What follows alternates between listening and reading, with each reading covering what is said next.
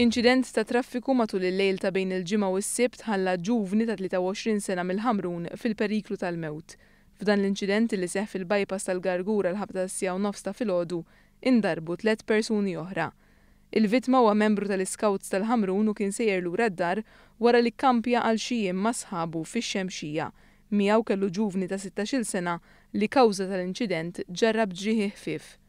Il-ġuvni ta' 23 sena kienet isuq van Toyota fid-direzzjoni tan-Naxxar u kien għadu kif tela mit-tela tal-law ommu. Dak il-ħin mid-direzzjoni opposta kien ġej Pajero misjuq minn ġuvni ta' 19-il sena. Għal xi raġuni s-sewwieq tal-Pajero li aktarx m'għandux liċenzja tas-sewqan tilef il-kontroll tal-vettura u baqa' dieħel fit-Toyota head-on. Kawża tal-inċident is-sewwieq tal-Pajero ġarrab ġrieħi ta' natura gravi. Persuni li kienu fuq il-post tal-inċident qalu li l-Pajero aktarx qabad Central Strip li tifret is-Side Street mit-triq ewlenija. Dan qabel tilef il-kontroll.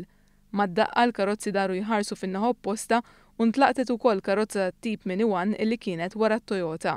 Din il-karozza kienet misjuqa minn mara ta' 55 sena residenti San Ġiljan illi kawża tal-inċident sofri ċokk qawwi.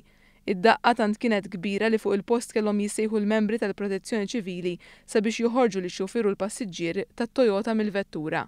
Fuq il-post issejħu wkoll il-pulizija u ambulanzi illi ħadu l dawk involuti fl-inċident l-isptar għall-kura. Bil-każ ġiet infurmata l-Maġistrat tal-Assa illi ħatret diversi esperti biex jassistuha f'inkjesta maġisterjali.